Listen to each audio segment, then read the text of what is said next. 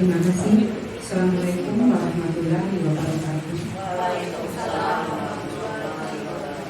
Kami bersyukur kita mendengarkan kepada Allah Subhanahu wa Ta'ala, karena pada kesempatan hari ini kita masih diberi nikmat sehat sehingga bisa berkumpul di ruangan kelas 6B SD Negeri 8 Simpang Lima ini dalam acara diseminasi budaya positif calon guru penggerak SD Negeri 8 Simpang Lima.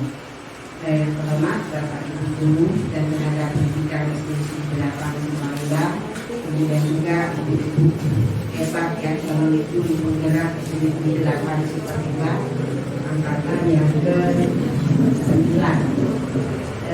Pada kesempatan hari ini ya, saya selaku kepala sekolah SD 8 Simpang Lima pertama sangat mengapresiasi apa yang akan dilakukan oleh calon ibu penggerak Bu Indah Hayani dan Bu Susmawati untuk melakukan diseminasi budaya positif di sekolah kita ini. Kemudian yang kedua, dari diseminasi budaya positif ini, saya harap nanti bisa disimak bersama, kita lihat apa, bagaimana, mengapanya harus ada budaya positif, dan mudah-mudahan nanti apa yang akan disampaikan ini, apa yang telah disampaikan ini bisa kita ambil hikmahnya, kemudian bisa kita implementasikan di dalam proses pembelajaran sehari-hari di lingkungan sekolah kita, terutama untuk Bapak Ibu mungkin di kelasnya masing-masing. Jadi saya sangat berbangga hati dengan adanya calon guru penggerak angkatan 9 yang pada hari ini akan mendiseminasikan budaya positifnya. Jadi mudah-mudahan ke depannya sekolah kita akan bertambah baik.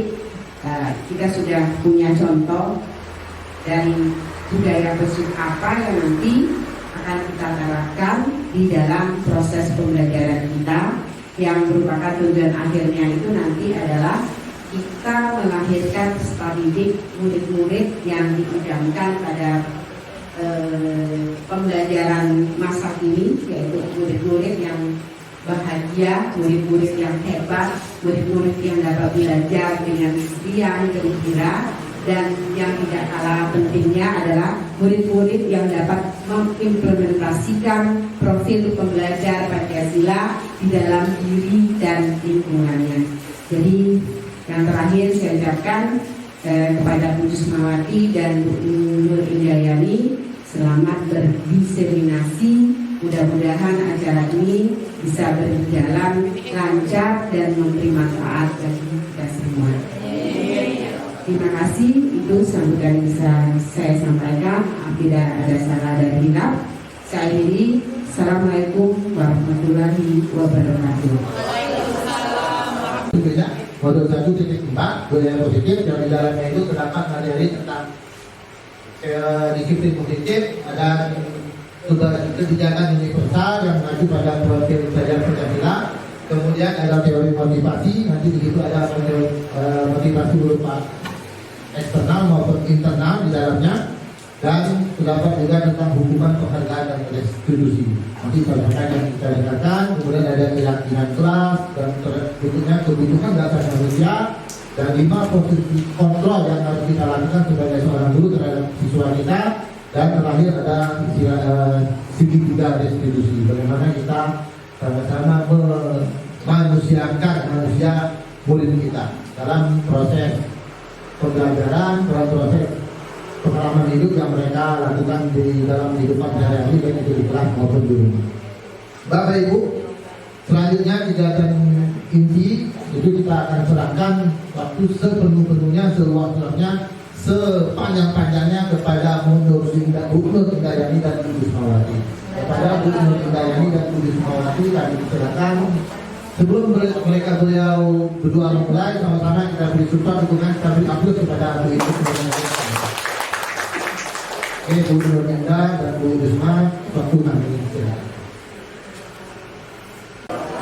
Baiklah, untuk sesi selanjutnya sudah diserahkan penuh kepada kami. Terima kasih banyak Ibu Kepala Sekolah, Bapak Guru Penggerak yang sebelumnya di angkatan 6. Untuk sesi kali ini, di sini kami kolaborasi antara saya dengan Ibu Jusmawati. Jadi untuk sesi pertama akan langsung diambil alih oleh Ibu Jusmawati. Baiklah, kepada Bu Jusmawati dipersilakan.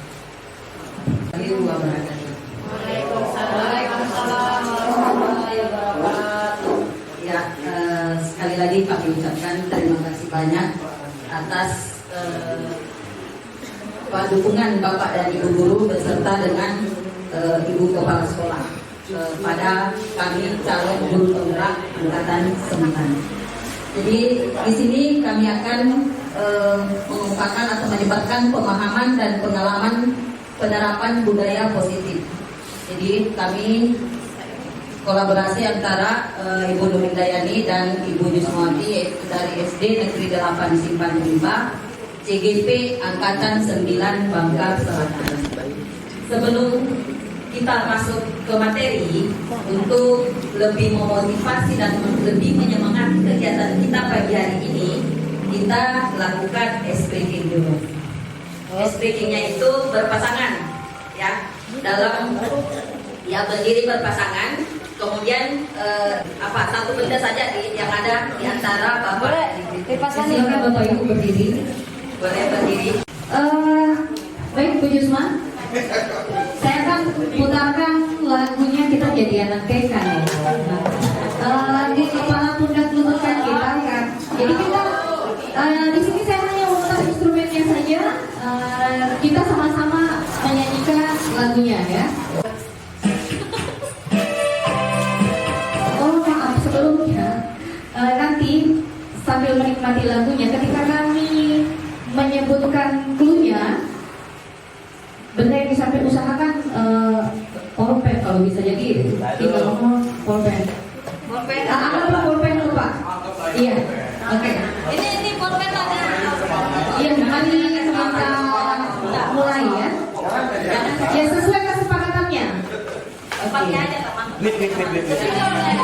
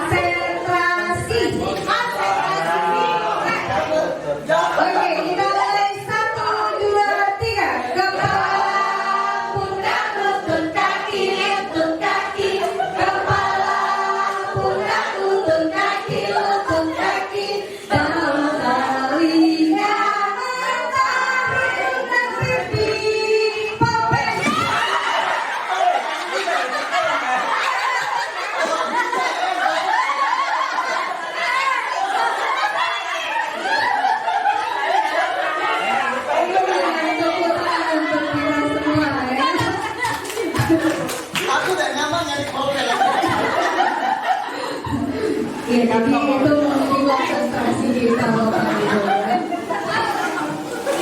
Iya, yang tadinya gugup, sekarang sudah mulai refleksi. Silakan lanjut Bu Risma. Tentang penerapan budaya positif. Kira-kira dalam pikiran Bapak Ibu terlintas budaya positif itu apa kira-kira yang ada dalam pikiran Bapak Ibu tentang budaya positif? Pak Iwan? Kebiasaan baik yang dilakukan terus-menerus. Oke, kebiasaan baik yang dilakukan terus-menerus. Ada yang lain? Tentang budaya positif itu apa? Apa Bu Yuni? Iya, budaya positif membuang sampah pada tempatnya. Ada lagi?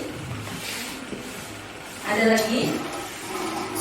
Bu Rusmiana, jangan ragu-ragu Bu. Kami persilakan ya. Kebiasaan yang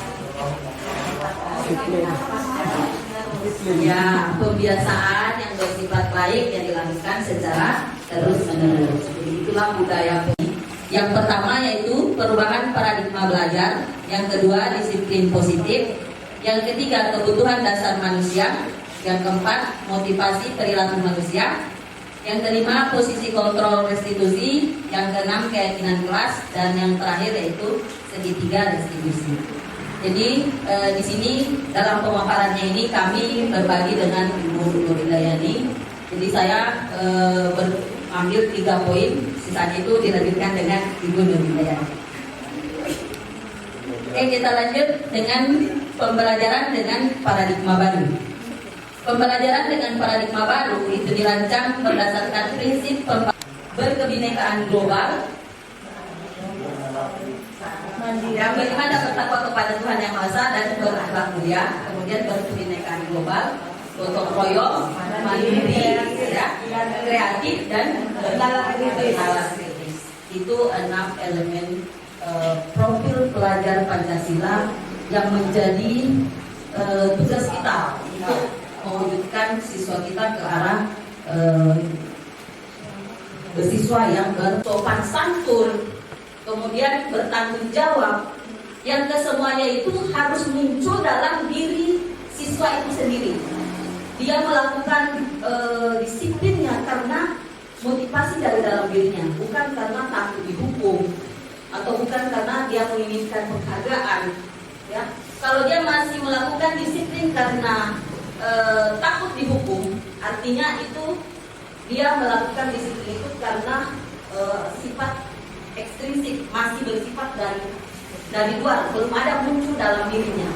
Kalau di sini saya lihat yang disiplin positif yang sudah ada di sekolah kita ini, salah satunya itu mulai muncul yang kejujuran, ya, di mana siswa kita itu setiap menemukan duit walaupun hanya Rp1.000, dia pasti lapor ke guru, Bu, saya menemukan duit ini. Walaupun tidak diupah, walaupun tidak diberikan apa-apa, tapi dia pasti ngantar ke sekolah, ke kantor. Dan Bu, saya menemukan duit segini. Itu sudah mulai muncul di siswa kita. Dan mudah-mudahan sikap-sikap lainnya itu juga bisa kita munculkan dari dalam diri siswa kita, yang menjadi disiplin positif bagi siswa kita, utamanya karakternya, ya. Mulai dari sekarang itu mungkin kita bersama-sama, ya, membentuk karakter siswa kita yang memang dia timbulnya dari dalam diri untuk merubah dirinya sendiri sehingga dia bisa menjadi pembelajar yang berprofil pelajar Pancasila. Bertahan hidup. Yang kedua, kasih sayang dan rasa diterima. Yang ketiga, kebutuhan penguasaan. Yang keempat, kebutuhan kebebasan. Dan yang kelima, kebutuhan kesenangan. Kira-kira Bapak Ibu ada yang bisa memberikan contoh yang mana itu kebutuhan bertahan hidup? Iya, betul. Jangan ragu-ragu ya. Kebutuhan makan, kebutuhan minum itu merupakan kebutuhan bertahan hidup. Ya. Kemudian kebutuhan kasih sayang dan rasa diterima. Ya. Kira-kira contohnya yang bagaimana? Kebutuhan kasih sayang.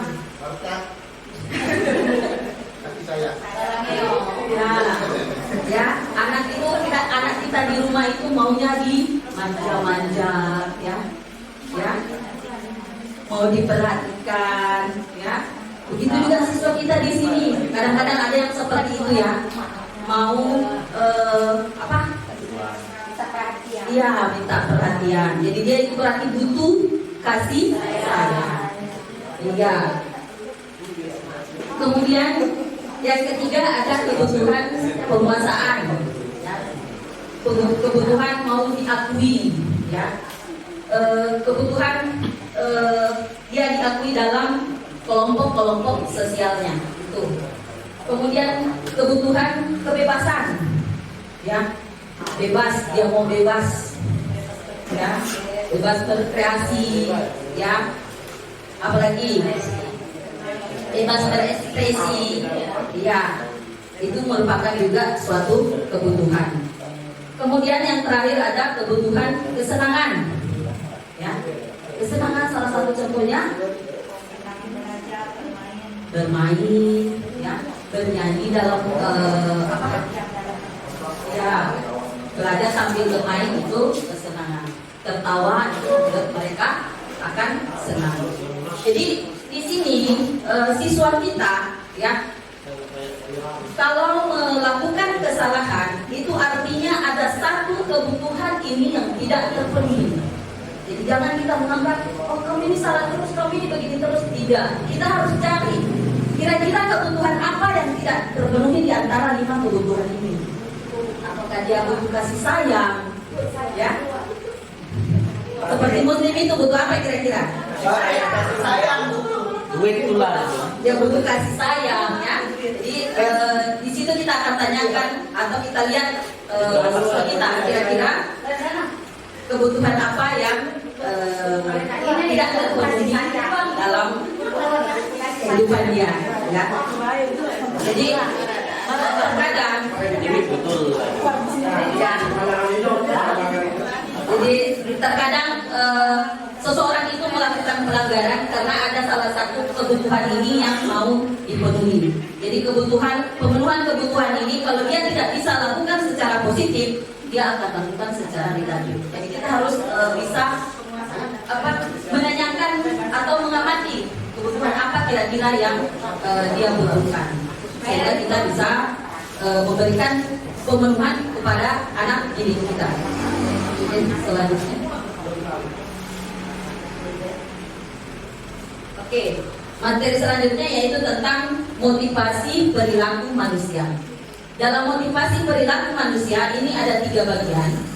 Yang pertama, menghindari ketidaknyamanan dan hukuman, di mana murid melakukan disiplin diri karena ia takut dihukum. Ya. Ini masih merupakan motivasi yang bersifat ekstrinsik, artinya masih bersifat dari luar, belum timbul dalam diri dia untuk melakukan disiplin diri. Ya, dia masih takut dihukum, berarti itu belum muncul dalam diri anak kita untuk melakukan disiplin diri sendiri. Ya, misalnya dia cepat datang ke sekolah karena takut dihukum atau takut kena denda, ya, cepat-cepat datang piket karena takut didenda, berarti itu masih sifatnya dari luar atau masih bersifat ekstrinsik, belum muncul dalam diri anak itu sendiri. Kemudian yang kedua yaitu motivasi mendapat imbalan atau penghargaan dari orang lain, ya, di mana murid melakukan disiplin diri karena ia ingin mendapatkan imbalan. Ya, ini juga merupakan motivasi yang bersifat ekstrinsik. Ya, dia melakukan sesuatu karena mau imbalan, mau hadiah. Ya, jadi belum muncul dalam dirinya juga, belum muncul dalam hatinya untuk melakukan disiplin diri karena kemauannya sendiri. Tapi masih ada angan-angan atau impian lain yang mengharapkan imbalan. Misalnya dia belajarnya tiap hari di rumah karena dijanji dengan orang tuanya nanti kalau ranking 1 dapat hadiah sepeda. Berarti dia masih belajar atau melakukan disiplinnya karena imbalan, bukan muncul dari dirinya sendiri. Kalau seperti ini, siswa kita itu tidak akan maju. Kenapa? Karena kalau nantinya kita tidak berikan lagi janji, tidak janji lagi dengan imbalan, dia pasti tidak mau melakukan lagi apa yang kita inginkan. Seperti itu, ya. Jadi mendapat imbalan atau penghargaan dari orang lain itu ada sisi positif dan negatifnya di sana, ya. Kemudian yang selanjutnya yaitu motivasi menghargai nilai-nilai kebajikan diri sendiri, di mana murid melakukan disiplin diri karena dia sadar akan nilai kebajikan dirinya. Ini sudah merupakan motivasi yang bersifat intrinsik, artinya dia melakukan sesuatu itu karena dia sadar, ya. Oh, kalau saya lakukan ini, nantinya saya akan jadi anak yang baik, anak yang disiplin. Walaupun dia tidak menginginkan lagi imbalan atau takut dengan hukuman, tapi dia lakukan disiplin itu karena memang untuk dia berpikir dengan melakukan hal ini dia akan menjadi siswa yang disiplin, bertanggung jawab ataupun berkarakter. Jadi sudah muncul dalam diri dia sendiri.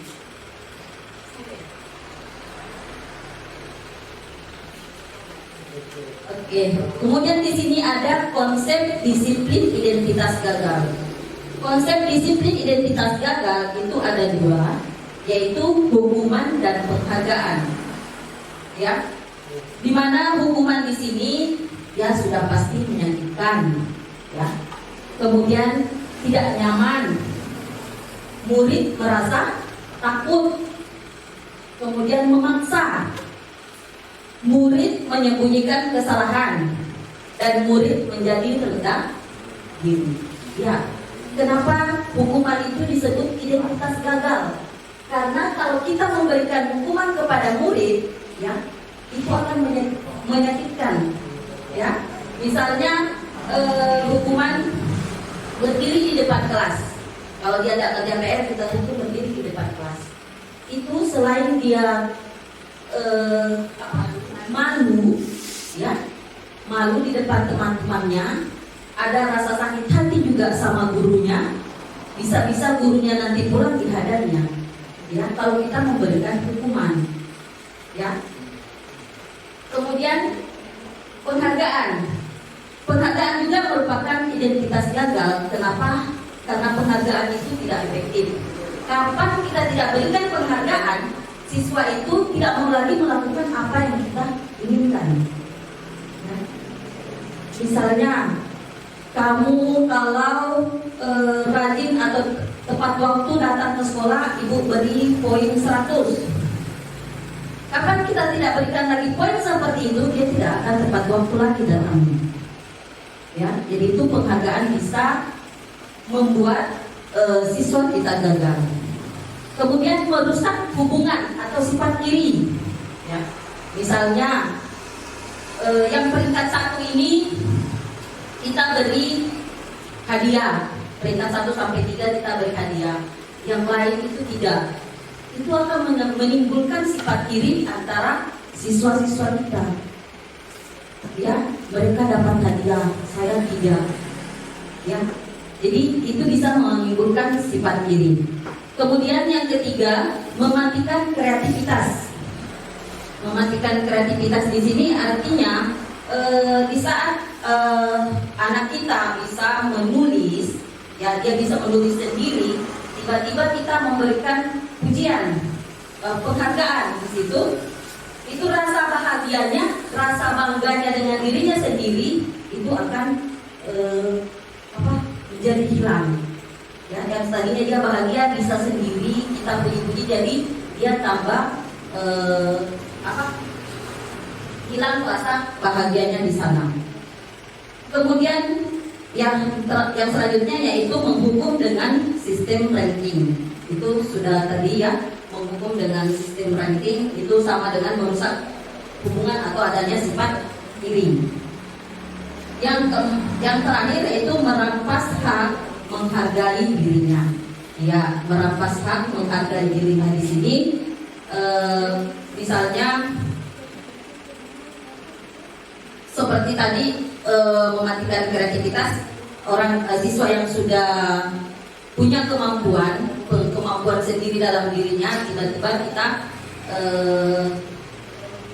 kita puji-puji atau kita berikan penghargaan, itu termasuk merampas hak menghargai dirinya. Selanjutnya untuk materi berikutnya itu akan disampaikan oleh Ibu Nur Hidayani. Kepada Ibu saya persilakan.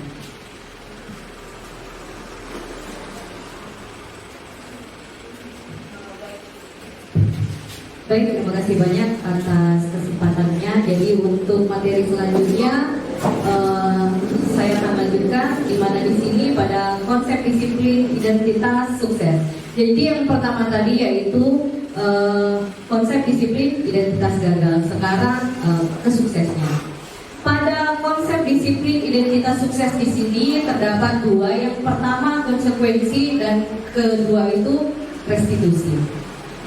Pada konsekuensi yang pertama adalah ada penguatan jangka pendek, kedua ada perlu monitoring berkelanjutan, ketiga stimulus respon, keempat murid menghormati peraturan, dan yang kelima kehilangan waktu untuk menemui kesalahan. Artinya di sini terdapat kesepakatan yang telah kita sepakati bersama dengan peserta didik kita, di mana kesepakatan itu sudah diyakini dan sudah ada konsekuensinya ketika muncul sebuah permasalahan. Artinya pada posisi ini kita hanya memantau saja hal-hal apa saja yang telah kita sepakati, dan yang disepakati itu telah dilanggar, itulah yang akan kita monitoring. Kita akan lihat sejauh mana peserta didik kita telah menerapkan kesepakatan atau keyakinan yang telah dibuat. Itu pada konsekuensi. Kemudian pada restitusi, di sini pertama murid bertanggung jawab untuk perilakunya, kedua fokus pada pemecahan masalah jangka panjang, ketiga murid menghormati dirinya dan orang lain, keempat teori kontrol, dan kelima murid bersemangat memperbaiki kesalahan. Ini adalah sesuatu yang jarang sekali kita lakukan. Itu pribadi saya. Khusus pribadi saya jarang melakukan hal yang restitusi ini. Sama dengan identitas sukses yang ini. Jadi di sini saya belum terlalu menjelaskan tentang apa-apa saja yang harus dilakukan di bagian restitusi. Kita akan lihat bersama bagaimana penerapan yang sebenarnya tentang restitusi. Ibu Yusma silakan.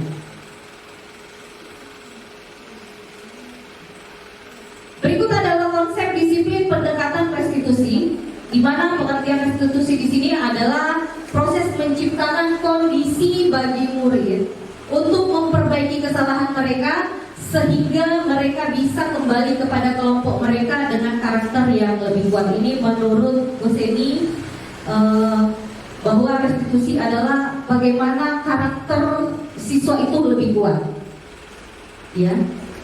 Dan untuk menimbulkan karakter yang kuat itu adalah dasarnya dari kita, gurunya. Bagaimana kita mengatakan mereka untuk memiliki karakter yang baik. Ciri-ciri restitusi yang pertama bukan menebus kesalahan tapi belajar dari kesalahan. Kemudian memperbaiki hubungan. Ketiga, tawaran bukan paksaan, jadi menawarkan bukan memaksakan. Menuntun untuk melihat ke dalam diri, mencari kebutuhan dasar yang mendasari tindakan, fokus pada karakter bukan tindakan, dan menguatkan dan fokus pada solusi. Jadi kita akan mencari solusi hal-hal apa yang dibutuhkan. Seperti yang telah disampaikan Bu Yusma tadi bahwa ada 5 kebutuhan dasar manusia, dan salah satu kebutuhan tidak terpenuhi maka akan timbullah masalah di sana. Namun ketika masalah itu timbul, kita sebagai guru akan mencari solusinya. Solusi yang terbaik itu adalah dengan penerapan konsep disiplin dengan menggunakan pendekatan restitusi.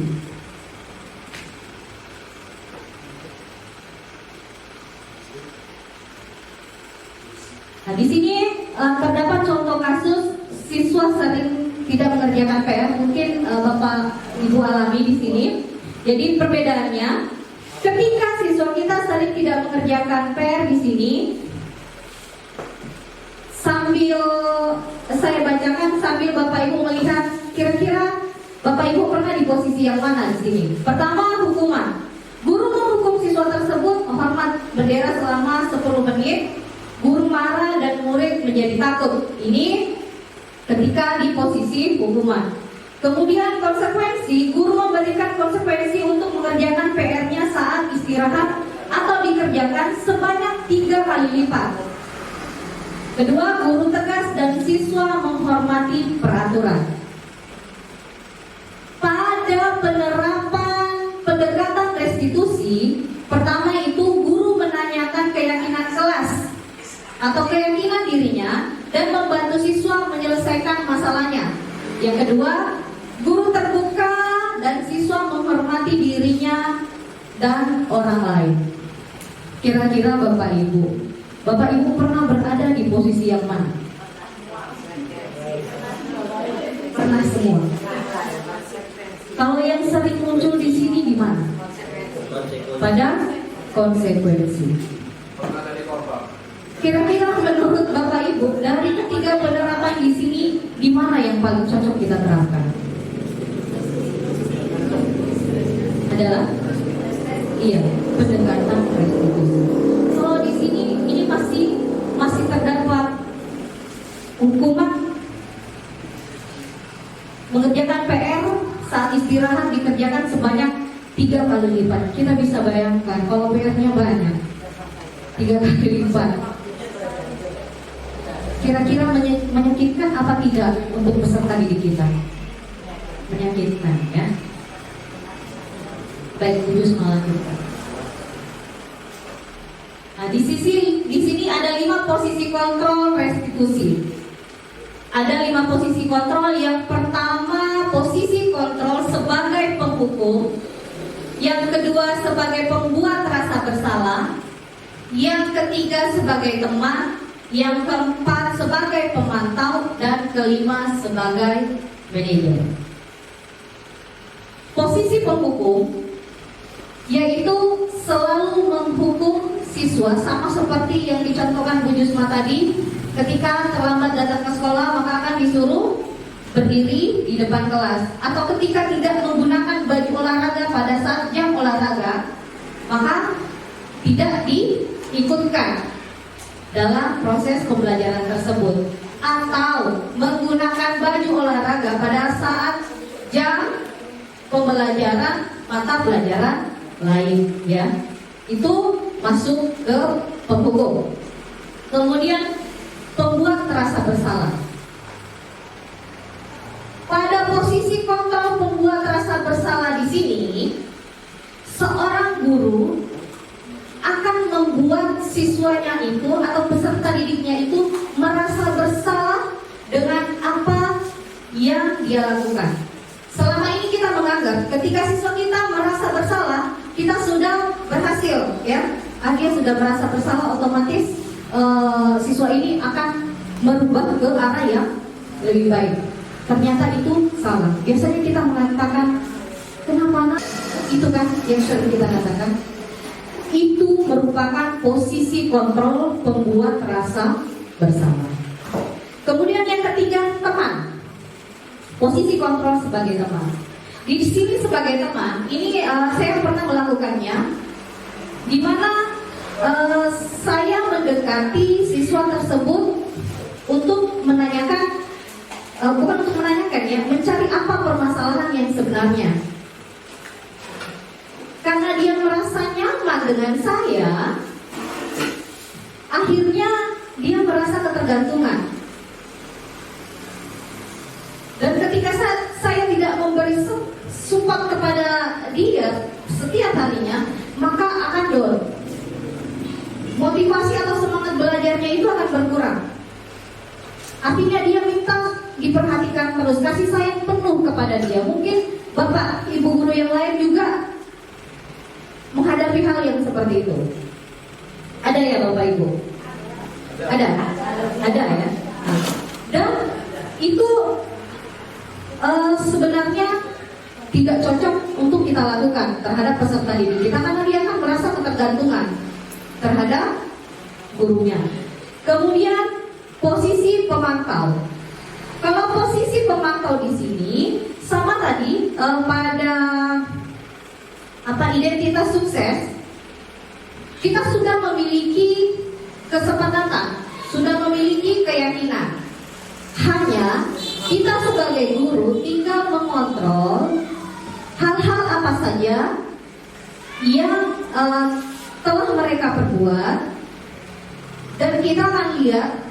Jadi kita kontrol, kita apa tadi? Apa Bu Yusma tahu di slide yang tadi saya lupa? Tinggal slide-nya lagi. Ini perlu monitoring berkelanjutan. Jadi kita monitoring terus. Kita lihat saja dulu. Setelah kita lihat, baru kita tanyakan hal apa yang membuatnya melakukan kesalahan tersebut. Kemudian yang kelima itu posisi manajer. Posisi manajer di sini adalah posisi yang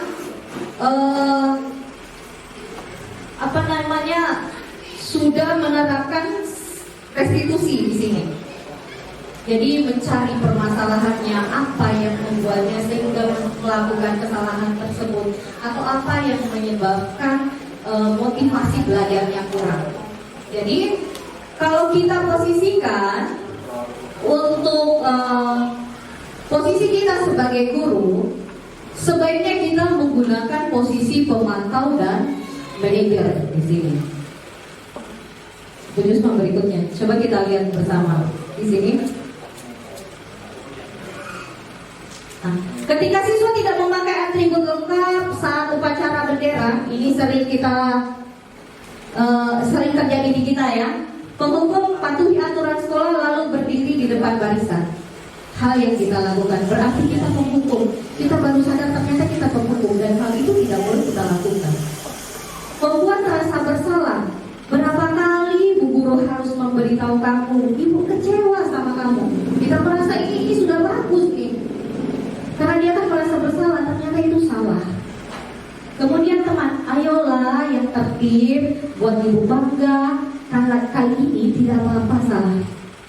Dia merasa, Ibu kali ini tidak apa-apa salah, berarti minggu depannya gak apa-apa lagi tuh. Itu gak boleh sebenarnya. Kemudian posisi pemantau. Kata yang keluar untuk kalimat yang keluar untuk pemantau di sini, kamu sudah melanggar apa peraturan dan konsekuensinya. Artinya sudah ada keyakinan yang kita sepakati bersama, dan kita ingatkan. Ingat tidak dengan kesepakatan kita. Ketika kita melakukan kesalahan, apa yang harus kita lakukan? Itu. Dan manajer, apakah kamu tahu kesalahanmu? Kita tanyakan, kesalahannya apa? Kemudian kira-kira bagaimana kamu akan memperbaiki kesalahan tersebut? Artinya hal-hal yang mereka lakukan itu akan timbul dalam diri mereka sendiri. Apa yang jadi dari keyakinannya, apa yang telah saya lakukan ya tadi. Kemudian kira-kira dari perlakuan saya tadi, apa yang harus saya lakukan? Apakah saya harus meminta maaf? Atau hal-hal apa saja yang positif yang bisa memperbaiki kesalahan diri peserta didik kita.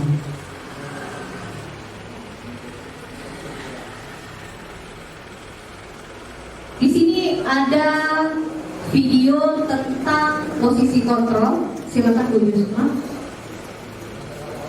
Mari kita perhatikan bersama ya.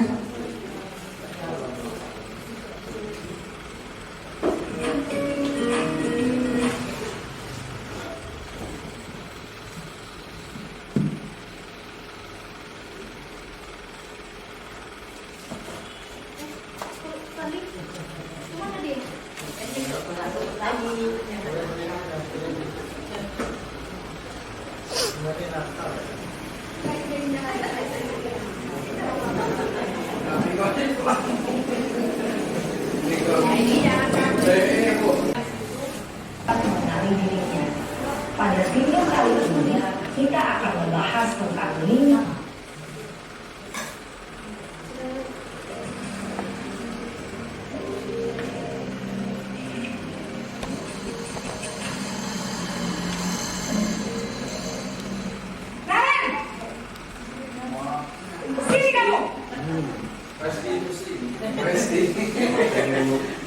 Selalu terlambat. Kamu deh, pasti terlambat. Juliani ini. Saya Apa? Apa coba? Alasan kamu apa lagi? Kapan sih kamu tidak terlambat? Malas sekali ya kamu jadi anak. saya Dasar pemalas. Gak kapok-kapok sih kamu. Sudah berapa kali terlambat? Sana, kamu keliling lapangan basket 2 kali. kenapa? Kira-kira ini posisi kontrol. Boleh.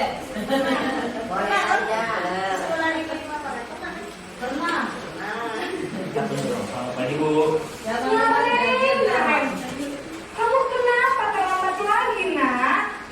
Ya Tuhan, Naren. Kamu senang ya bikin ibu susah ya? Kalau kamu terlambat lagi, nanti ibu yang ditegur bapak kepala sekolah, nak. Disangka ibu tidak bisa membina kamu. Duh, gimana ini? Maaf Bu. Duh, Gusti Naren. Kamu suka ya kalau ibu ditegur bapak kepala sekolah? Ini apa? Rasa bersalah. Jadi ini menjadi contoh kita ya Pak ya.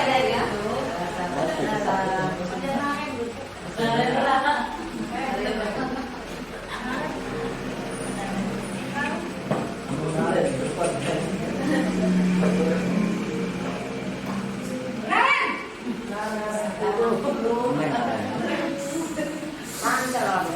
Selamat pagi Bu. Wah, sudah jam berapa ini, nak? Selamat pagi ya, sayang. Iya Bu. Habis Bu saya lupa bangunkan saya Bu. Kamu malah menyalahkan. Ada yang pernah seperti ini di kelasnya? Pada posisi ini? Tidak pernah. Justru pernah. Karena Nopal yang sering seperti ini pagi-pagi.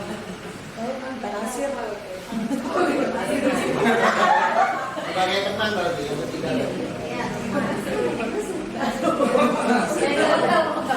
Jadi,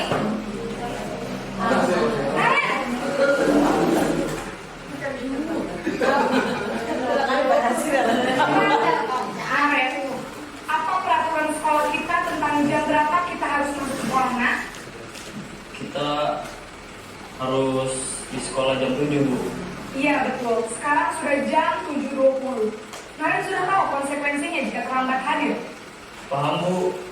Saya harus tinggal kelas pas jam istirahat selama 20 menit. Iya, benar. Konsekuensinya demikian. Jadi nanti jam 9.30, Pak. ya ini apa tadi? Ya, mengingatkan tentang apa yang terjadi kesepakatan bersama yang menjadi peraturan kita. Oke, terakhir. Karena kita lagi. Selamat pagi Bu. Selamat pagi, Naren. Maaf Bu, saya terlambat. Iya, sekolah masuknya jam 7, sekarang sudah jam 7.20. Jadi sekarang bagaimana ini, Naren?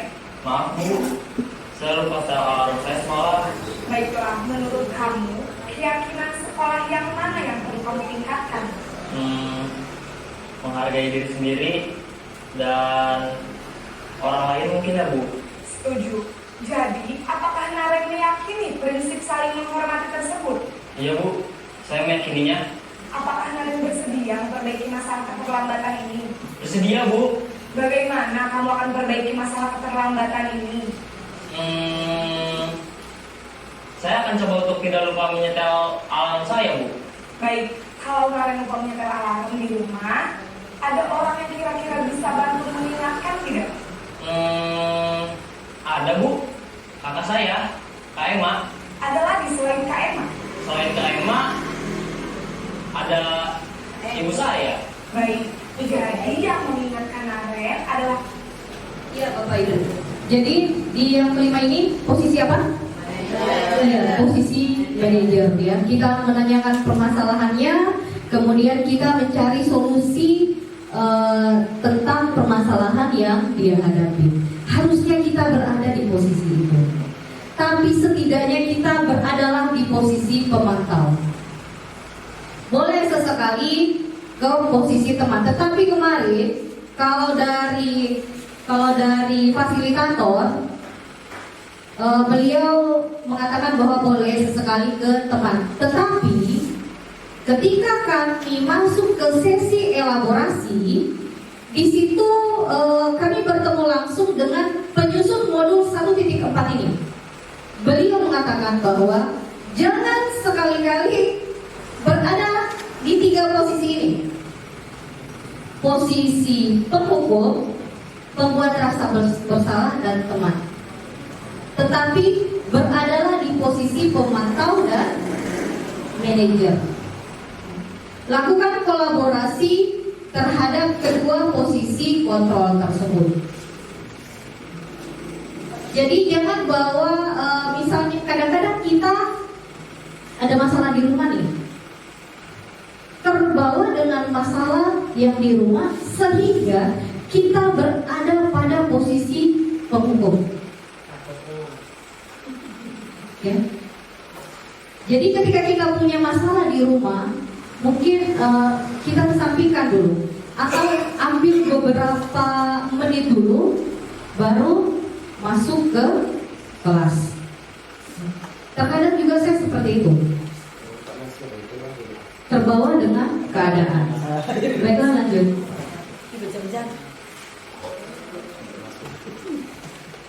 Tidak, langsung saja. Ibu operatornya, ibu pasti lemah kan? Ini video restitusi yang kami lakukan berdua, ya. Di sini kami menerapkan keyakinan posisi kontrol manajer karena tugasnya diminta untuk posisi kontrol manajer. Jujur,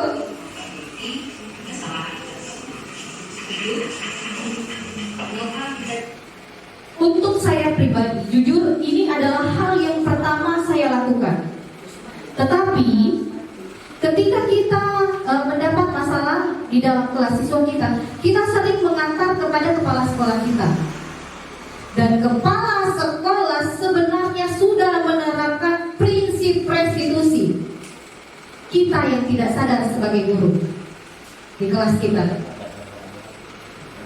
Kita sering membawa siswa kita, mengantarkannya ke kepala sekolah. Karena kita selalu mengatakan, kalau kalian berbuat salah, ibu akan membawa kalian ke ruang kepala sekolah. Padahal seharusnya adalah kita yang melakukan, kita guru kelasnya yang melakukan. Kita masing-masing mengambil peserta didik kita yang berbuat kesalahan. Misalnya dari kelas 5A dengan kelas 5B ini berkelahi. Ambil peserta didik kita, guru Smiana juga mengambil peserta didik, menanyakan permasalahannya sama seperti yang dilakukan oleh kepala sekolah. Kita sering ikut duduk di sana, mendengarkan kepala sekolah menanyakan apa masalahnya, kenapa bisa seperti itu. Bagus hal yang kamu lakukan tadi. Itu sebenarnya sudah menerapkan penerapan restitusi. Jujur setelah saya mempelajari ini, saya baru sadar bahwa yang dilakukan kepala sekolah itu adalah bagian dari restitusi, contoh dari restitusi. Setelah mempelajari modul budaya positif baru sadar, oh ternyata seperti ini. Selama ini saya salah, memang benar-benar salah. Jadi silakan Bapak Ibu ikutlah CGP, karena di dalam sana terdapat banyak sekali pengalaman-pengalaman pembelajaran yang menarik, pembelajaran yang perlu benar-benar kita terapkan sebagai seorang guru. Kalau kita berhasil menerapkan apa yang ada pada modul itu, otomatis kita menghasilkan peserta didik yang memiliki karakter-karakter yang hebat. Bukan cuma Pak. Mari Bapak Ibu semua jangan takut untuk ikut. Tidak ada yang susah di dalamnya. Mungkin Bapak Ibu melihat, oh Bu Jusma, Bu Dinda, tiap hari lihat laptop. Itu cuma melihat apanya ya? Apakah sudah dipilih, apa tidak? Kalau tugas-tugas itu bisa dicicil. Tidak harus selesai dalam sehari. Dia punya due. Jadi jangan takut. Jangan takut untuk ikut CGP. Apalagi angkatan 11 sudah dibuka, Bapak Ibu. Tepuk tangan untuk kita semua sebagai guru. Lanjut Bu Risma. Balik rumah ada sudah. Ya, balik pas ke bagian rumah sudah.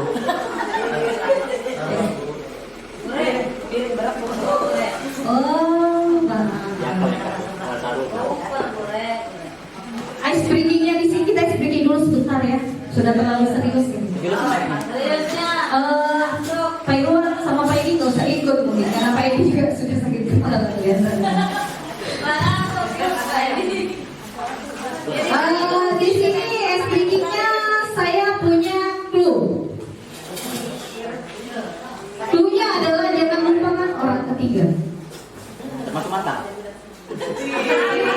Jangan lupakan orang ketiga. Ingat apa clue-nya?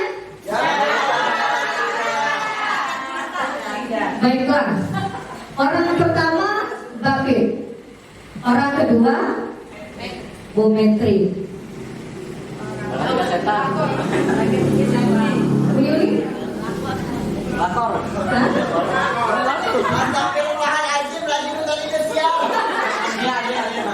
Jadi selanjutnya Orang ketiga Nobita. iya benar. Terus ya Bu ya? Orang ketiga Bu Sri Wahyuni. Ya benar. Bu Dera? Orang ketiga Nur Diana. Benar. Bu Mulyani? Orang ketiga Bio. Bagaimana? Orang ketiga Bio. Orang ketiga Pio. Pio. Hanya Pio saja? ada orang ketiganya. Ada orang ketiganya? Siapa lagi? Pak Sudarman. Pak Sudarman. Orang pertama. Orang pertama Pak Irwan. Orang ketiga Mas Zulkarnain. Orang kedua Mas Zulkarnain. Orang ketiga? Orang ketiga?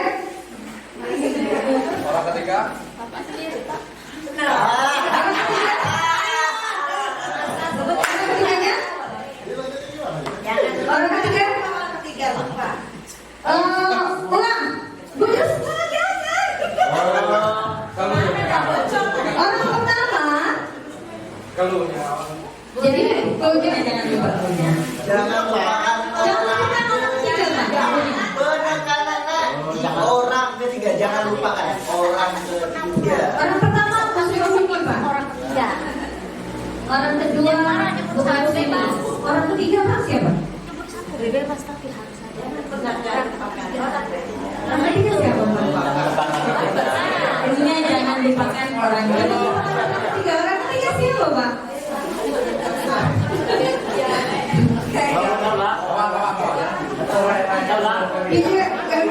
Ya, oke. Nanti ketiganya siapa, Pak? Orang ketiganya. Orang ketiganya siapa, Bu Reski? Salah. Orang ketiganya siapa, Bu Nobita? Ketiganya Ibu Rusmiana. Iya, benar sekali. Orang ketiganya Ibu Rusmiana.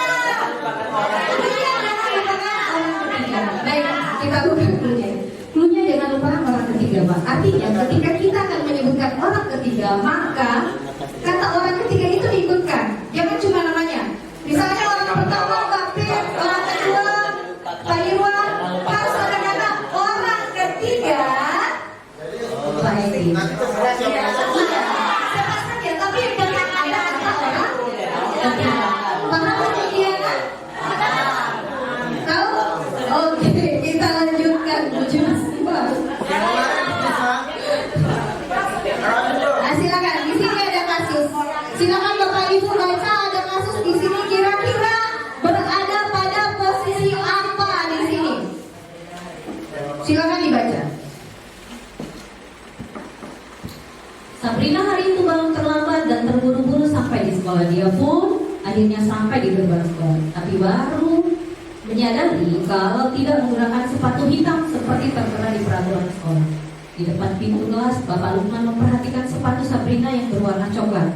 Sabrina berusaha menjelaskan bahwa dia terburu-buru dan salah mengenakan sepatu.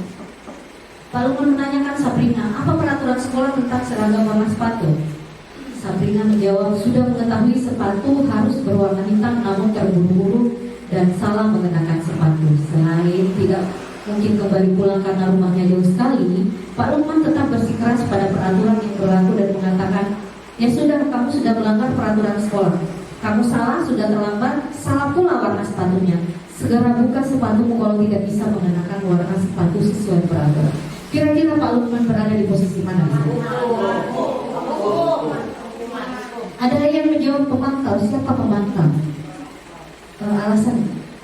Karena di pemantau Pak Lukman mengingatkan Sabrina tentang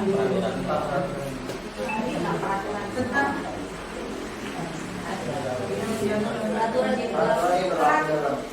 Jadi pemantau ya kalau bendera ya. Kalau ngurus Miana? Kepada penghukum, karena akhirnya kan walaupun dari mantan dihukum dengan bersikeras tetap memberikannya, menerapkan aturannya sehingga menghukum siswa tersebut. Mari kita lihat sama-sama jawabannya ya. Apa Bu Yusuf? Dalam kasus di atas, posisi Pak Lukman sebagai penghukum. Iya, sebagai penghukum.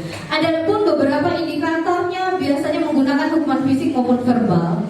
Dapat terlihat dari kalimat yang diucapkan Pak Lukman, yaitu, ya sudah, kamu sudah melanggar peraturan sekolah, kamu salah, sudah terlambat, salah pula warna sepatunya.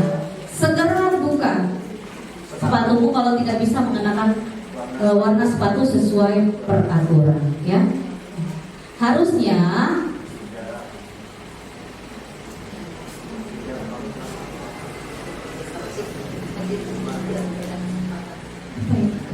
ya, jadi harusnya Pak Lukman ini memberikan kesempatan kepada siapa tadi?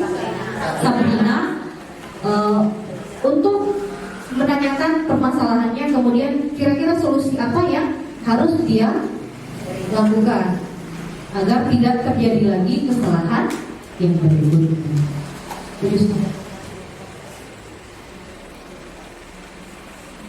Silakan kasus yang kedua. Ini terakhir kasusnya Bapak Ibu. Ibu Nani sedang, silakan dibaca.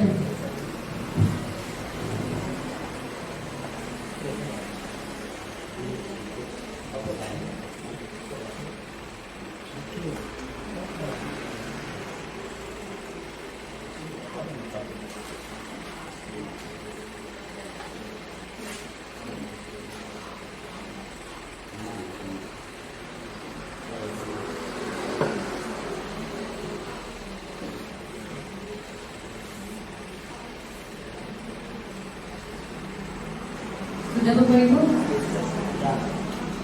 Kira-kira posisi kontrol apa di sini? Ada yang sebagai teman, ada yang sebagai membuat rasa bersalah. Silakan. Mengapa saya lakukan sebagai teman? Karena di situ kan seperti mengingatkan, itu ayo belajar, makanya jangan tidur lain kali. Makanya kan sudah rindu kembali, kira-kira siapa yang bisa. Nah kemudian pelajar pun kembali dan situ dijelaskan juga seperti memperhatikan acu-acu dan pelajar melakukan itu secara berulang-ulang kembali. Yang membuat rasa bersalah siapa? Rasa bersalah ya. Oke, membuat rasa bersalah.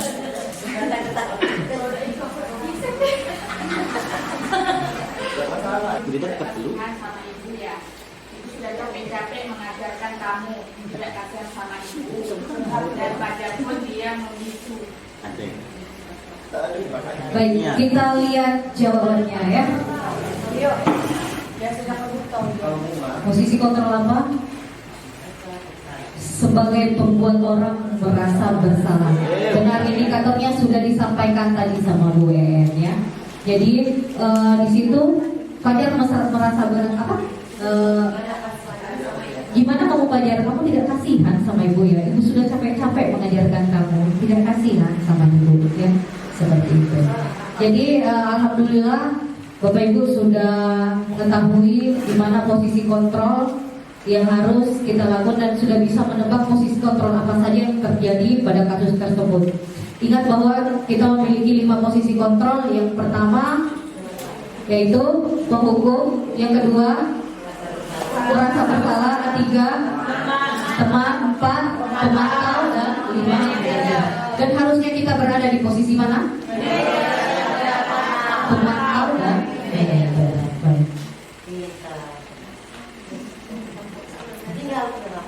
selanjutnya keyakinan kelas. Sebelumnya untuk keyakinan kelas di sini di kelas 2 Bapak Subardianto, guru penggerak kita, di situ sudah terdapat keyakinan kelas. Artinya kita membuat keyakinan kelas dengan peserta didik kita. Mengapa keyakinan kelas itu perlu ada? Agar supaya apa yang menjadi pelanggaran mereka bisa mereka ingat sesuai dengan apa yang telah mereka yakini. Sama seperti mengapa kita memiliki peraturan tentang penggunaan helm pada saat mengendarai kendaraan roda 2 atau motor. Kenapa kita harus menggunakan helm?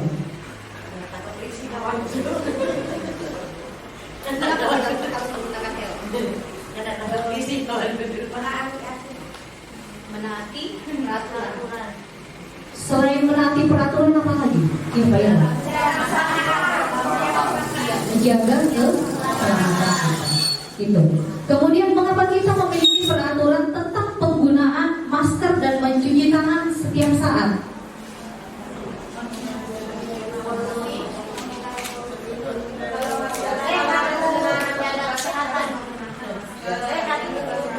Iya, jadi untuk menjaga kesehatan kita,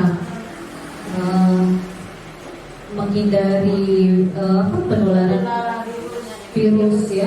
Jadi tergantung keyakinan yang ada pada kita. Sama seperti halnya dengan keyakinan kelas. Untuk keyakinan kelas, kita akan menyepakati apa-apa saja yang perlu dilakukan di dalam kelas, tapi kata-katanya harus positif, ya. Kata-kata harus positif. Tidak ada lagi misalnya dilarang makan ketika jam pembelajaran. Tidak ada kata dilarang, iya, tidak ada kata dilarang.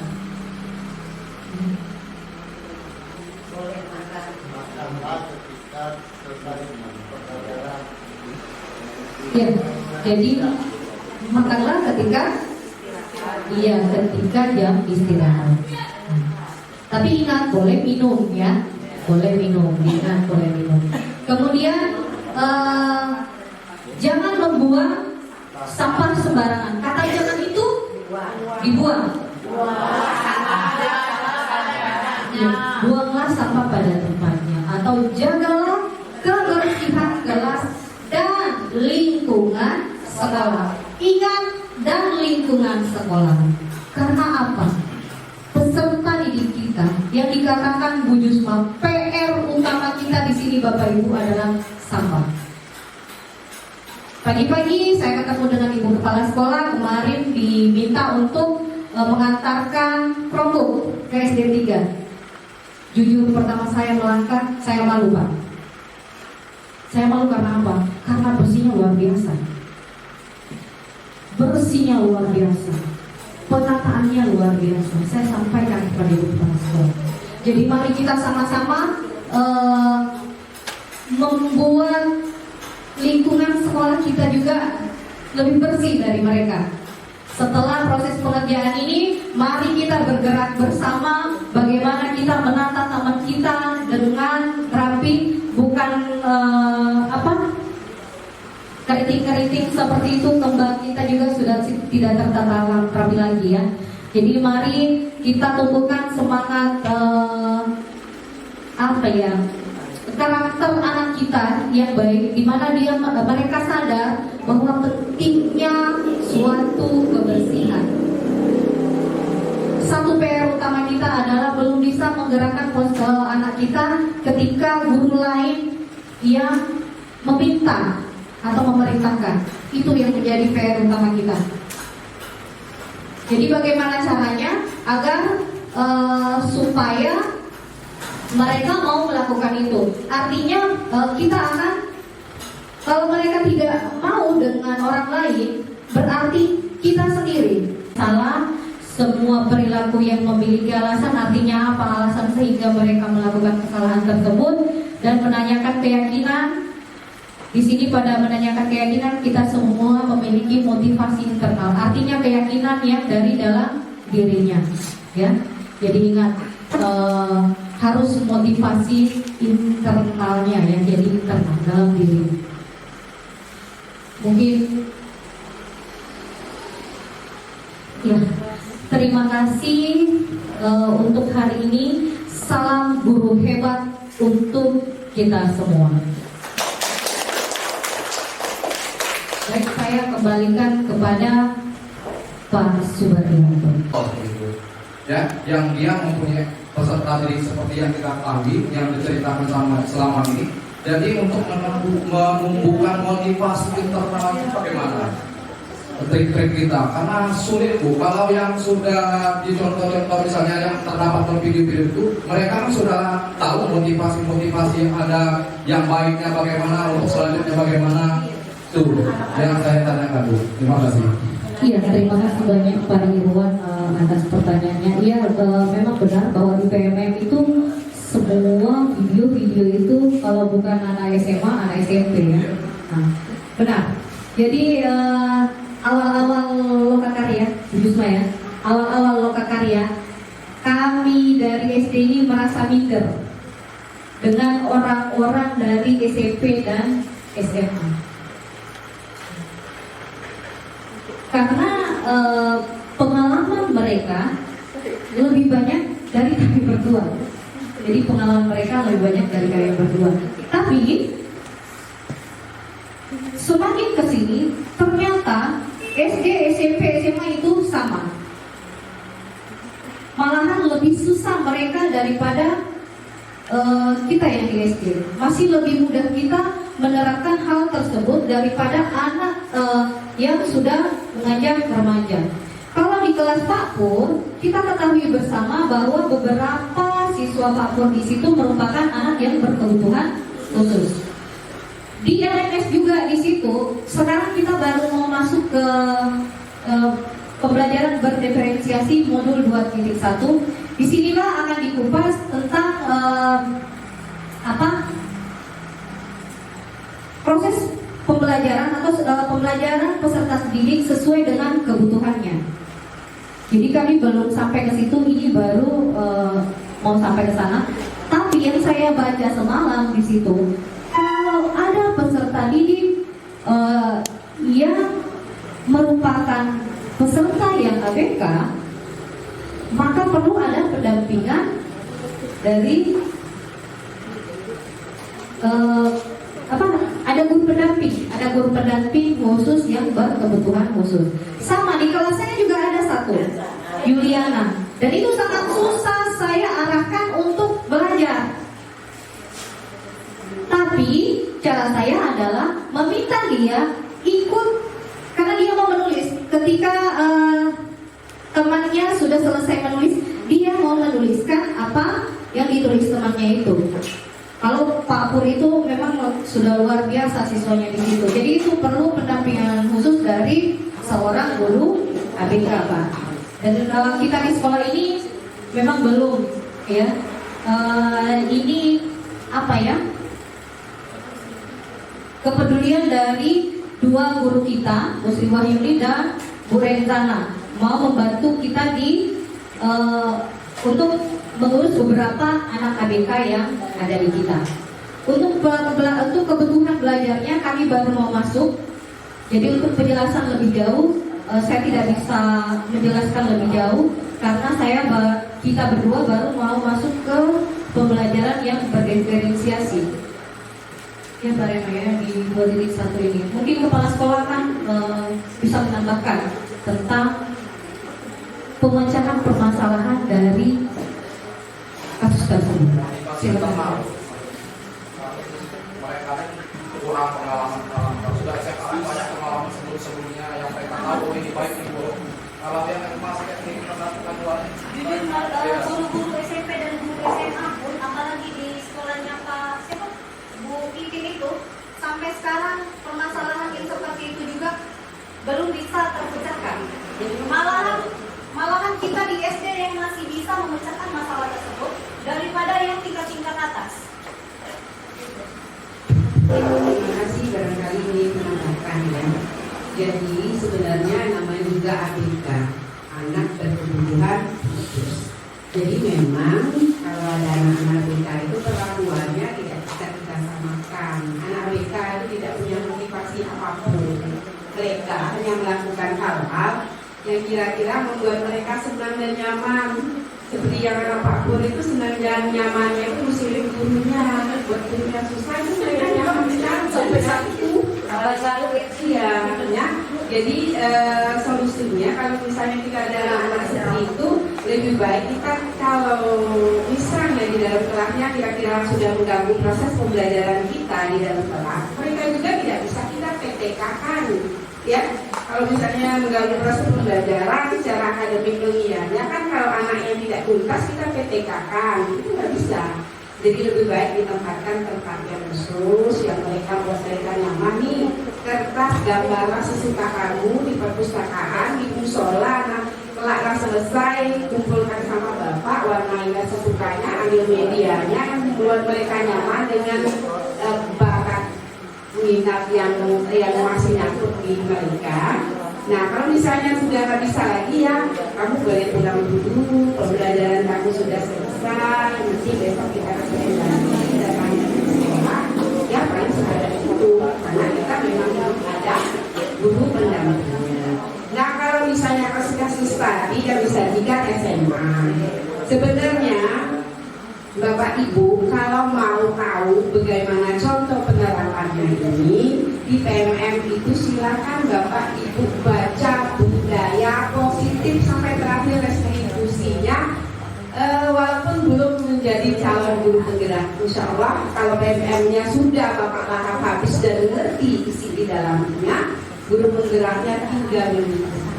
Dan bagaimana diferensiasinya tadi yang masih bingung, mudah-mudahan sepulangnya Bu Rohima yang ikut pelatihan itu adalah pelatihan tentang diferensiasi, ada oleh-oleh yang dibawa, nanti bisa kita manfaatkan bersama. Untuk restitusi bagaimana ya dengan anak kelas 1 kelas 2 itu kan beda penanganannya. Mereka kalau anak SMA itu mereka punya solusi ya. Kita yang mencoba menggali kemampuan yang paling sederhana dari mereka. Karena saya sudah pernah mencoba mengiringi Pak Subadianto di CGP Angkatan 6 tadi. Pada saat itu mainannya itu adalah kelereng. Saya bingung tiap hari anaknya bawa kelereng terus. Jadi saya dekati ketika anaknya main kelereng, main kelereng lagi gitu. Kotor nggak tangannya? Kotor Bu. Bawa kelerengnya atau di mana di tas? Pernah nggak jatuh di kelas? Pernah. Kalau jatuh bagaimana bunyinya? Kalau Ibu rebutan kamu rebut terus belajar di mana? Kita belajar Bu, kami ngambil kelereng begini kami dulu. Kalau udah belajar begini kan nggak belajar, ketinggal Bu. Terus gimana dong main? Di rumah bisa nggak main kelereng? Bisa Bu, kami di rumah main. Kalau bisa main di rumah, kira-kira di sekolah boleh nggak main lagi kelereng? Main kelerengnya boleh nggak di rumah saja? Nggak usah di sekolah lagi main. Boleh. Punya nggak kawan main teman main kelereng di rumah? Banyak Bu, aku mainan dengan dia.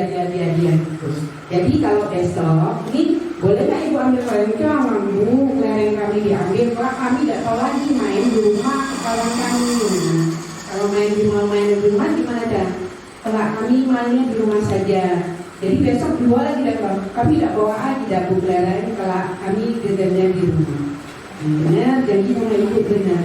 Mereka itu sudah ke restitusi. Masalahnya dia sudah tahu kok kelereng, terus kelerengnya jatuh, nulis kumpul pekerjaannya jadi terlambat. Mereka juga yang menemukan solusinya, karena kelereng itu bisa ternyata dimain di rumah, tapi tidak dihukum. Kelerengnya silakan bawa, taruh di tas, jangan jatuh lagi, jangan dikeluarin lagi, misalkan tetap ada di tas. Besok keluarkan dari tas dan sampai di rumah, kelak gegernya di rumah.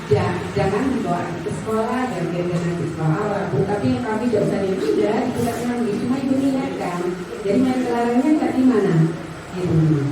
Itu kelas 2 kalau nggak salah. Tapi ibu nggak tahu kelas 2 mana, ibu juga nggak tahu namanya, nggak tahu. Cuma ikut main bersama mereka, mereka duduk di situ, mereka jongkok juga di situ, main juga di situ, lihat mereka main. Itu penerapan untuk kita sesuai kita menyelami jiwa-jiwa mereka yang senang bermain. Sekarang saya kasih PR aja untuk Bapak Ibu. Kalau dulu kan saya kelereng, hari ini pilihannya stick tuh Bapak Ibu, ya stick. Dan belinya di belakang saya sampai manjat-manjat pagar, bagian belakang tuh penuh semua anak yang sudah bertengger di tembok pagar yang bagian atas. Yuk, ada yang mbak, ada pi, aku beli 2.000 ada penjualan, aku beli 3.000, aku beli 5.000, berbulan beli yang banyak. Nah, PR-nya bagaimana Bapak Ibu menerapkannya dari budaya positif yang sudah disampaikan tadi, restitusinya seperti apa, sehingga paling tidak minggu ke depan itu anak itu merasa nyaman, senang tanpa ada paksaan, dan stick itu tidak ada lagi di sekolah, dan uang jajan yang sudah dititipkan oleh orang tuanya memang untuk jajan, tidak lagi sia-sia hanya untuk beli stick yang 5 ribuan. Jadi sebenarnya penerapan budaya positif ini relatif ya, nggak ada aturan yang pasti. Bagaimana kita menggali anak itu untuk mengetahui apa kesalahan mereka, kemudian kita arahkan, ya kelas 1, 2 kita arahkan untuk mereka menemukan solusinya sendiri yang menurut mereka nyaman, senang, mereka tidak merasa tertekan untuk melakukan hal-hal tersebut. Mungkin ini tambahan dari saya. Ya, saya terpaksa membaca ya Bu Indah, bukan ya, budaya positif itu sudah saya pelajari dari tahun kemarin karena saya mengiringi guru penggerak saya yang sudah budaya positif. Rasanya gimana kalau saya harus memberi masukan sementara saya tidak tahu materi yang mereka ini pelajari dikit, ternyata di PMN itu ada semua. Tapi sayangnya ketika ganti akun dari akun guru ke akun admin, semua yang sudah saya pelajari itu hilang jadi putih semua. Jadi saya harus mengulang kembali. Sementara topik yang ada di situ sangat banyak. Jadi saya sekarang belum lagi mengulangi yang materi khusus untuk gurunya. Saya lebih mempelajari materi yang ada hubungannya dengan institusi dan kepala sekolah. Itu kira-kira ya tambahan untuk Pak Irwan ya, juga untuk kita semua. Jadi harapan saya dengan apa yang disampaikan oleh calon guru penggerak kepada kita ini, kita tidak perlu saling menyalahkan, kita tidak perlu saling menuding si A si B itu yang seperti ini, tidak. Kalaupun saya menyampaikan kepada Bapak Ibu, barangkali saya akan menyampaikan secara pribadi ya, karena saya tahu faktor psikologis kalau disampaikan di tempat yang umum itu kan beda-beda tanggapannya. Tolong Bu, ini kelasnya masih kotor misalnya, dan ada juga yang saya sampaikan di tempat umum tapi saya tahu tipikal orangnya ya, ada juga itu kira-kira Bapak Ibu. Tapi sama dengan apa yang disampaikan oleh calon guru penggerak, mari sama-sama kita memulai. Kalau Ibu sering menyampaikan kita ini akreditasinya sudah A loh, kita ini sekolahnya untuk pengelolaan kelas, sekolah sehat dan sebagainya sudah 1 loh. Nah, kalau sudah diberi kepercayaan seperti itu, hendaknya kita memantaskan diri untuk predikat yang sudah dipercayakan orang kepada kita. Karena saya menilai sendiri, rasanya saya ini banyak kurangnya loh dengan predikat ini. Tapi kita memantaskan diri, kita saling isi mana yang kurangnya, kita saling asuh, saling asah. Jadi bukan saling menyalahkan, tapi kembali kepada kolaborasi kita bersama. Jangan saling merasa salah, jangan saling merasa menghukum. Kalau saya salah satu tugasnya memang ada di manajerial. Di manajerial itu mengatur kelas kita tuh maunya seperti apa loh kelas saya ini. Mau bersih ya kita yang ngaturnya, mau berantakan ya ada kita juga berantakan juga kelasnya. Kalau kita tidak bisa memanage atau mengaturnya sebagai seorang manajer. Itu kira-kira ya Bapak Ibu, khususnya untuk Pak Dewan, itu kira-kira tambahan jawabannya. Mudah-mudahan budaya positif yang sudah disampaikan oleh 1 orang guru penggerak yang sudah selesai program dan 2 calon ada 6 yang masih proses dan 4 yang akan menyusul mendaftar. Ini akan berdampak positif bagi sekolah kita. Ya, terima kasih. Assalamualaikum warahmatullahi wabarakatuh.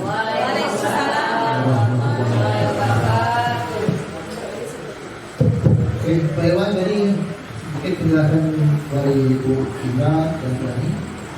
Mungkin bisa saya tambahkan sedikit, Pak Irwan, ya, tentang bagaimana sih menimbulkan motivasi internal dalam diri kita. Ini kegiatan ini pernah kami lakukan berbagi budaya positif di SMP N1 Cipamibang, Pak Irwan. Kemudian pertanyaan sama juga pernah ditanyakan oleh salah satu guru di sana. Bagaimana sih Pak cara kita menimbulkan motivasi intrinsik dalam diri siswa? Apabila Pak Irwan tadi terdapat salah satu murid di Pak Purjapa yang memiliki ABK, tentunya itu butuh pengorbanan, pemahaman yang luar biasa dari seorang guru. Dan tadi betul kata Bu Ida, di kepala sekolah butuh pendampingan itu. Menurut pendapat saya Pak Irwan begini, tentunya itu cara kita untuk mengangkat, menimbulkan motivasi intrinsik dalam diri siswa, dari siswa SD itu caranya bagaimana? Awalnya tentunya tidak semudah kita membolak-balik ke telapak tangan. Jangankan anak-anak yang mereka masih kecil yang butuh bimbingan yang lebih ekstra, saya sendiri pun selaku orang yang dewasa itu butuh lagi masukan-masukan bagaimana supaya motivasi itu timbul dalam diri saya. Tentunya sebagai guru, menurut pendapat saya Pak Irwan, awalnya tentu kita berikan pemahaman yang harus berulang sehingga menjadi kebiasaan. Yang tadi jadi terbiasa, lama-lama dia akan menjadi bisa nanti biasa, nanti akan lama-lama terus menjadi bisa. Itu yang menurut pendapat saya bisa saya jelaskan. Tambahan dari saya Pak Irwan, kita terus berikan pemahaman kepada anak-anak kita, tentunya menurut kemampuan yang bisa mereka terima. Sedikit-sedikit dulu, jangan langsung kita apa sesuai kita nanti kamu begini. Kita paham setiap anak didik kita itu memiliki kebutuhan, pemahaman dan karakter yang berbeda. Kita memahami dan tentunya tidak mudah bagi kita harus bekerja sama, berkolaborasi dengan orang tua dari siswa tersebut bagaimana agar motivasi intrinsik itu timbul dalam diri siswa-siswa kita. Itu dari saya Pak Irwan. Contoh sederhana yang bisa saya ambil, kadang saya istilahnya refleksi diri saya. Kita tahu umat Islam sholat itu wajib, sepakat, dosa besar. Tapi terkadang kita tidak ada motivasi dalam diri kita, bahkan kita berani untuk meninggalkan sholat itu tersebut, tidak melaksanakan sholat wajib itu tersebut. Mungkin ini saya kembalikan kepada diri saya.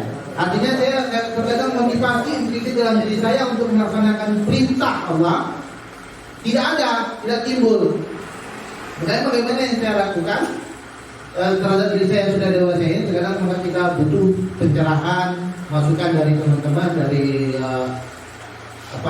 keluarga, rekan sejawat, tokoh agama, ustaz atau dan lain sebagainya. Demikian juga yang bisa kita lakukan kepada anak siswa kita, anak didik kita di kelas. Ya, tadi saya bilang Irwan, kita butuhkan pemahaman, perlahan, kebiasaan rutin, dan tentunya tidak semudah apa yang kita lakukan dalam membolak-balikkan telapak tangan. Kita biasakan biasa terus, lama-lama dia akan nanti akan menjadi terbiasa, akhirnya motivasi tersebut akan timbul dalam diri setiap orang. Mungkin itu yang bisa saya tambahkan Pak Irwan. Mudah-mudahan bisa mencerahkan, membantu pemahaman kita semua. Saya harapkan semoga juga Pak Irwan merasa terpuas dari apa saudara. Terima kasih Pak Irwan. Karena saya bukan lelaki perempuan.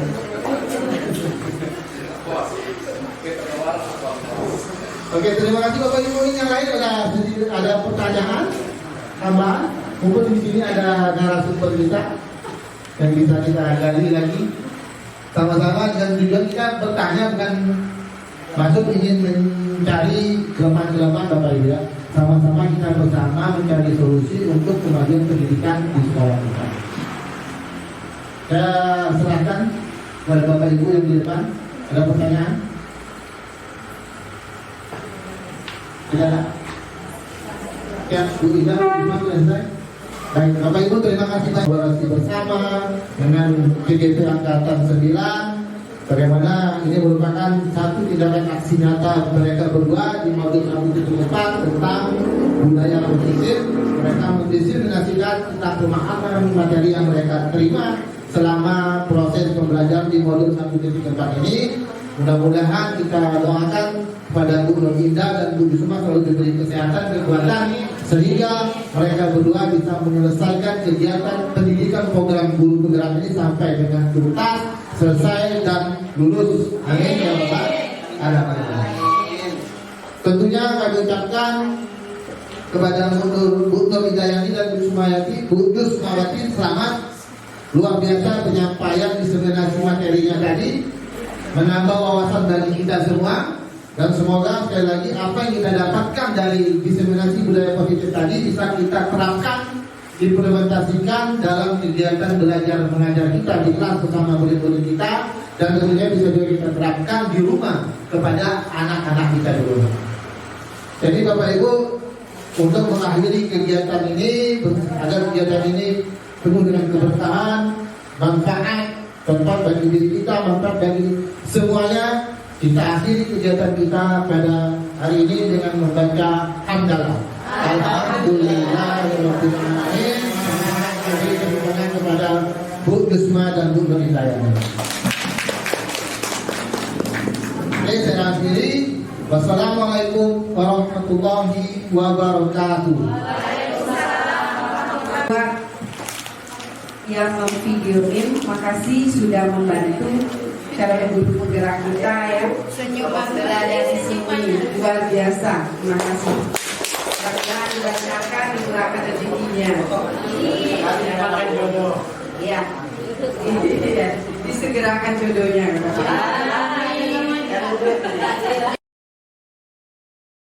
Ini terlambat ke sekolah ya? Ya. Ya. Terlambat ke sekolah itu adalah suatu kesalahan bukan? Salah bu. Nah, baik, Noval itu berbuat kesalahan itu manusiawi. Nah, setiap orang pasti pernah melakukan kesalahan. Yang penting kita bisa belajar dari kesalahan tersebut dan berusaha untuk memperbaiki kesalahan tersebut. Setuju?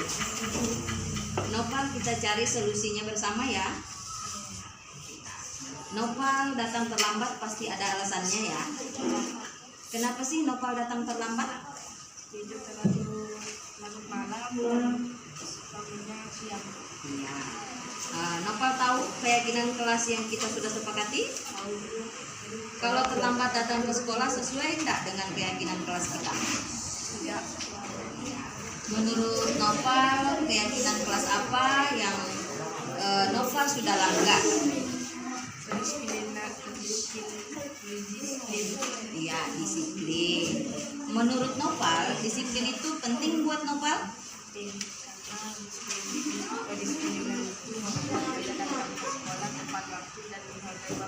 Iya, betul sekali. Jadi kedisiplinan itu membuat kita bisa menghargai waktu. Mengapa penting ya? Menghargai waktu itu penting dan sangat bermanfaat untuk kita. Di mana di sini kita dapat menghargai orang-orang yang ada di sekitar kita dan pekerjaan kita tidak menjadi bertumpuk-tumpuk. Oke.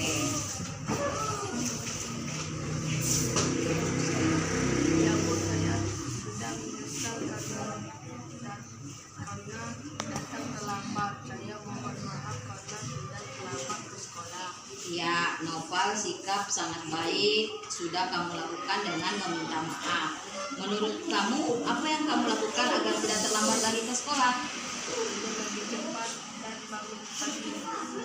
Iya, jadi kamu di sini sudah mengetahui apa yang harus kamu lakukan agar tidak terlambat lagi ke sekolah. Baik Noval, nanti solusinya kamu laksanakan dengan baik dan ibu akan berusaha juga kerjasama dengan orang tuamu agar kamu tidak terlambat lagi ke sekolah ya. Ya, Waalaikumsalam. Silahkan duduk. Gawwa, Bella. Baik, sebelumnya ibu memanggil kalian karena ibu ingin mengobrol sama kalian berdua. Sepertinya obrolan kalian tadi asik. Maafkan kami berdua, Bu. Mengapa kalian meminta maaf sama ibu? Iya Bu, tadi kami mengobrol dan tertawa-tawa saat Ibu mengajar di depan kelas. Baiklah, jika kalian menyadari alasan utama Ibu memanggil kalian berdua ke ruangan Ibu.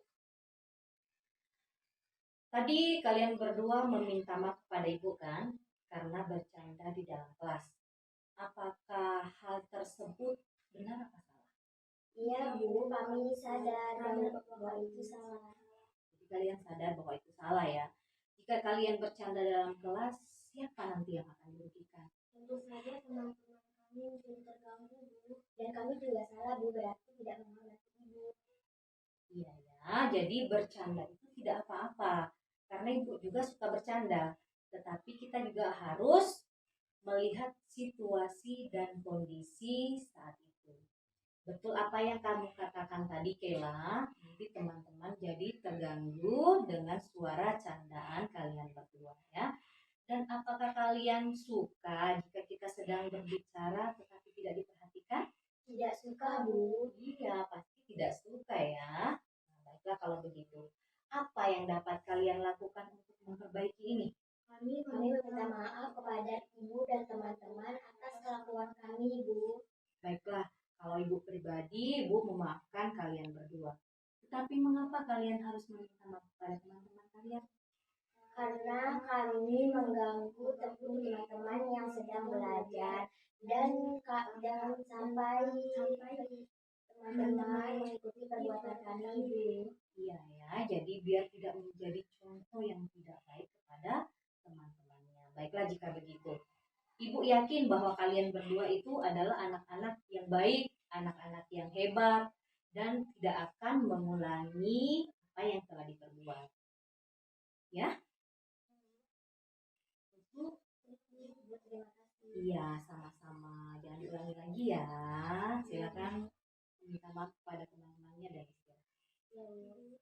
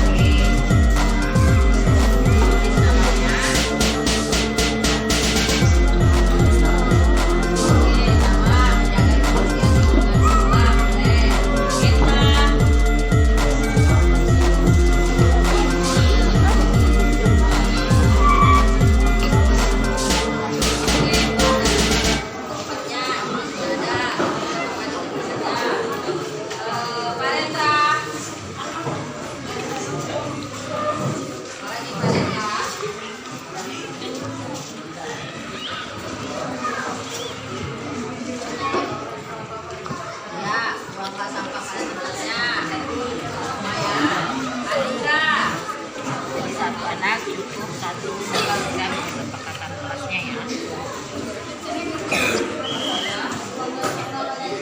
Ya, nama juga orang mata pelajarannya. Kalian siap. Kalian siap, Pak.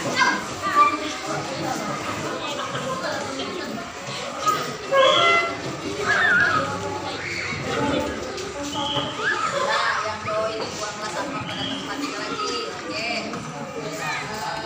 Samudra.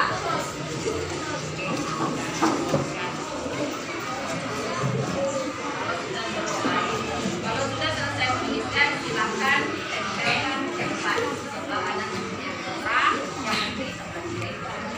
Yang diperhatikan. Jadi di sini kalian sudah